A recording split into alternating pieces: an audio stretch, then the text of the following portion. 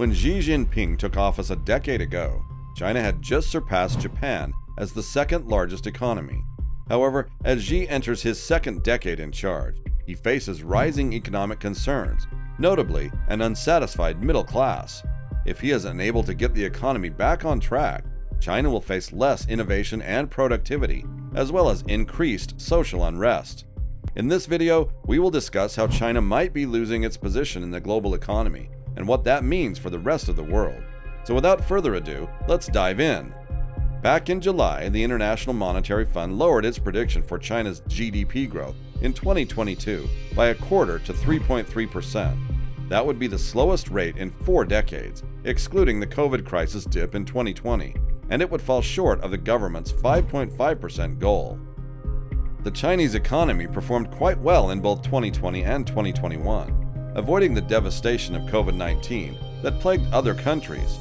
However, the discovery of a handful of cases in early 2022 prompted the government to close down a number of sectors across the country, including several major industrial districts. This year, Shanghai saw a citywide lockdown that lasted 2 months and had long-term consequences. Following a surge in cases around the Chinese National Day holiday in early October, a fresh wave of lockdowns and movement restrictions was enforced in Xinjiang, Inner Mongolia, Yunnan, and other places. Consumer confidence has been hurt as a result of the lockdowns and widespread fear of job losses and salary reduction. Chinese families have cut down on spending, resulting in a sharp decrease in consumption growth. COVID outbreaks in a number of cities, including manufacturing centers like Shenzhen and Tianjin, have impacted economic activity in a wide range of industries. People are also not spending money on items like food and beverages, shopping, or tourism, which puts pressure on many sectors. According to the National Bureau of Statistics, industry activity appeared to have increased again in September. The resurgence might be due to increased government expenditure on infrastructure. However, it came after 2 months of no growth in manufacturing, and it has caused concerns, particularly since a private poll revealed that the manufacturing activity declined in September, with demand affecting production, new orders, and employment. Due to increasing interest rates, inflation, and the crisis in Ukraine, demand has also decreased in nations like the US. Experts believe that Beijing might do more to boost the economy, but there is little motivation to do so until the zero-COVID period ends. Beijing has stepped in, announcing a $203 billion plan to assist small businesses, infrastructure, and real estate in August. However, officials can do much more to promote expenditure in order to reach growth objectives and generate employment. This includes increased infrastructure investment, improved loan conditions for home purchasers, property developers, and local governments, as well as tax breaks for individuals. During extensive COVID lockdowns, China's private sector suffered significantly worse than the governmental sector. In the first 8 months of 2022, private industrial firms' revenue, profitability, and value-added growth trailed behind that of state firms, while non-governmental domestic investors' fixed asset investment increased at a considerably slower rate than that of state firms. Private enterprises account for more than 2/3 of China's production and 4/5 of urban employment, so their bad performance offers another substantial threat to development and employment, at least in the short term. Meanwhile, production in the services sector, which private enterprises dominate, dropped sharply in the second quarter of this year. A 2-year-long regulatory onslaught on China's tech titans isn't helping matters. Tencent and Alibaba both announced revenue drops, and both Tencent and Alibaba's net income falling by half. Tens of thousands of young employees have lost their employment, contributing to a job crisis in which 1 in every 5 people aged 16 to 24 is unemployed. In the long term, this might harm China's productivity and growth. Investors are also noticing a shift in Beijing, with some of the country's most successful private enterprises coming under more scrutiny as Xi Jinping's hold on power tightens. Foreign investors are withdrawing money from state-owned enterprises, which appear to be gaining favor. While Warren Buffett's Berkshire Hathaway is selling its stock in BYD, an electric car manufacturer, SoftBank of Japan withdrew a substantial sum from Alibaba. In the second part of this year alone, Tencent withdrew investments totaling more than $7 billion. Additionally, Chinese companies registered on American stock exchanges are coming under increased scrutiny from the United States. The idea that Beijing may not be as welcoming to foreign investors as it once was has become public knowledge, but Xi Jinping is still jeopardizing China's recent economic advancements. China's long-simmering property crisis erupted in late 2021 when Evergrande, the company's second-largest developer, missed bond payments and was placed in default by S&P Global. Other property developers are facing similar liquidity issues, exacerbated in part by dropping home prices and sales, as well as skyrocketing borrowing rates in offshore credit markets. Meanwhile, property sales, housing starts, and housing prices in China continue to drop rapidly. Residential property sales in China fell about 30% year-on-year through September 2022, while residential housing starts fell more than 38%. Except in a few megacities like Beijing and Shanghai, where housing demand remains strong, property prices in other Chinese cities have continued to fall.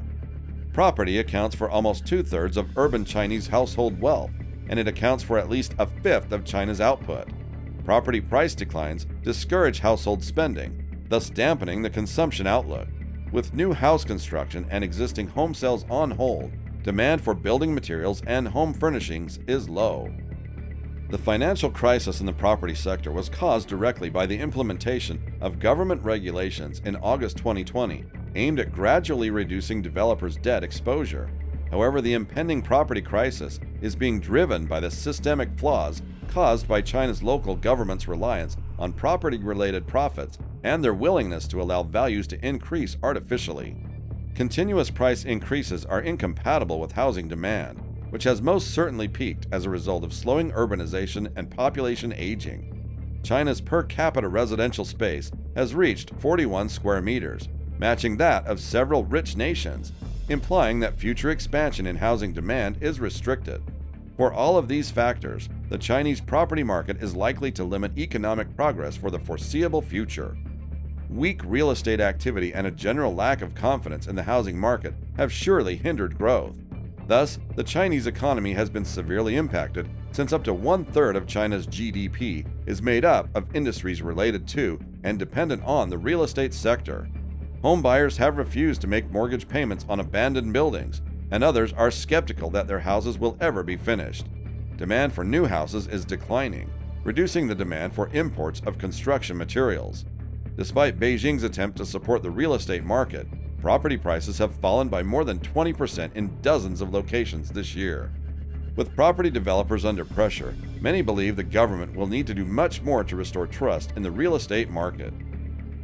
A declining Chinese population, similar to Japan, will contribute to real estate headwinds and pressure on the overall economy. If it hasn't already, China's population is likely to begin declining. According to Unravel, this would be the first contraction since the devastating famine of the late 1950s. In its report, the Shanghai Academy of Social Sciences predicted an annual fall of 1.1% after 2021. If this trend continues, China's population will decline by more than half, from 1.4 billion to 587 million by 2100. However, Jane Gawley, an economics professor at ANU, is cautious of collapsists, who predict China's economic doom on a regular basis. China's debt bomb looks ready to explode. People have been saying it for years, Gawley said. At some point, it may well happen, but I don't think it's going to happen this year just because of the COVID-0 policy. According to research into China's now defunct one-child policy, the fertility drop accounts for between a third and a quarter of China's per capita income rise in recent decades. If you stop having babies, you reduce youth dependency, and so you get a surge in the working-age population, Gawley said. That boosts per capita income. She believes that extending the retirement age, bringing more women into the workforce, and increasing productivity in impoverished rural areas can make significant contributions to offsetting the aging problem. Meanwhile, according to a series of essays published by the People's Daily, the Chinese Communist Party's mouthpiece, the Chinese leadership has indicated that zero COVID would not be abandoned anytime soon. This unwillingness to abandon the ill-conceived program signals that China's isolation will persist much beyond the 20th Party Congress. China has yet to approve and import any foreign-made mRNA vaccines, and recent talks with Moderna have halted when the company refused to hand up the underlying technology. China is unlikely to abandon or even relax its zero-COVID regulations until it can successfully produce and deliver a Chinese mRNA vaccine. Therefore, a quick return to more strong growth is unlikely.